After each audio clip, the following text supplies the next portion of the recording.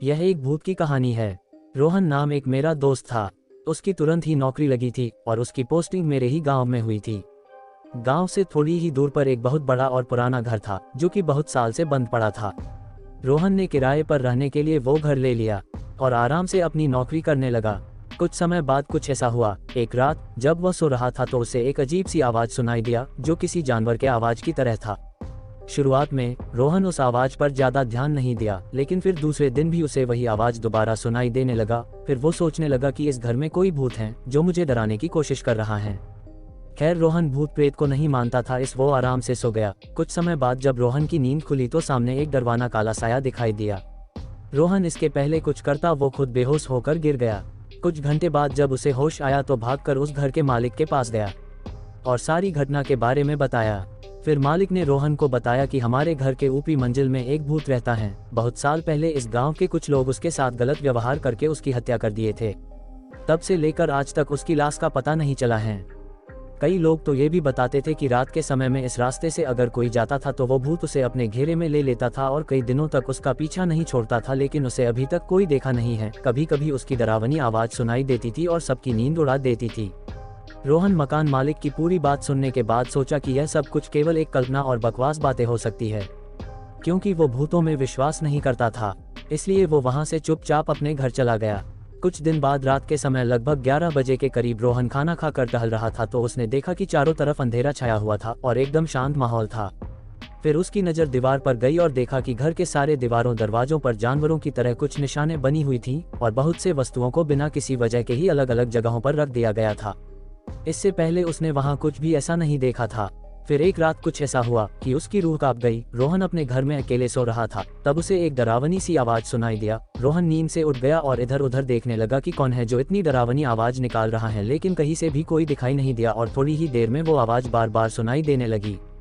जल्दी से रोहन अपने कमरे की लाइट जलाया तो देखा कि एक बहुत ही भयानक और डरावनी दृश्य उसके सामने खड़ा है और उसे घूर रहा है। अब रोहन डर के मारे थर थर कांपने लगा और उसकी आवाज भी नहीं निकलना बंद हो गया था।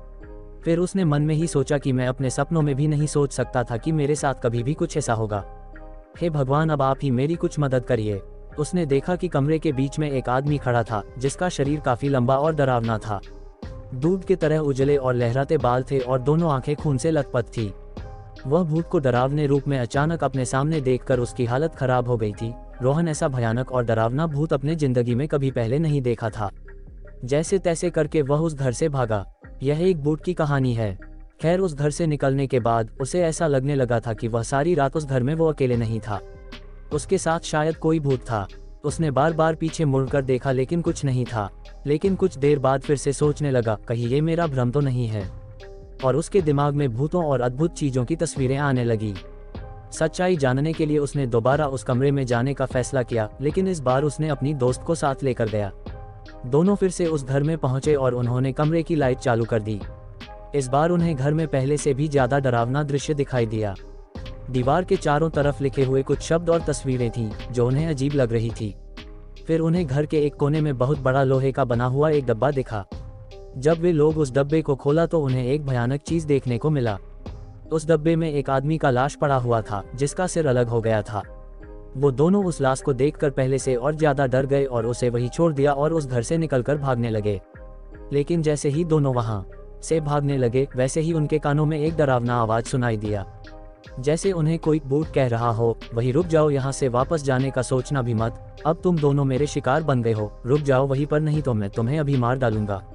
रोहन और उसके दोस्त वहीं रुक गए और पीछे मुड़कर देखा तो उन्हें कोई नहीं दिखाई दिया, बस उसकी आवाजें सुनाई दे रही थी। फिर क्या था, वो लोग एक दूसरे का हाथ पकड़ा पर वहां से भागते हुए उस घर से कहीं दूर रुके। थोड़ी ही देर में सुबह हो गई। दोनों दोस्त गांव में गए और डरते हुए उन्होंने अपनी घटना सारे गांव वालों से बताया और उन लोगों को सावधान करवाया कि गलती से भी कोई इस घर में न जाए। हम लोग तो जैसे तैसे करके वहां से भाग गए, लेकिन अब दोबारा कोई वहां गया तो शायद वो जिंदा वापस ना आए। आप लोग कभी मत जाइएगा। और रोहन उसी दिन अपना पोस्टिंग किसी और जगह करवाया और उसी दिन वहां से अपना सारा सामान लेकर हमेशा हमेशा के लिए चला गया। दिन पर दिन रोहन उस घर की घटना भूलने की कोशिश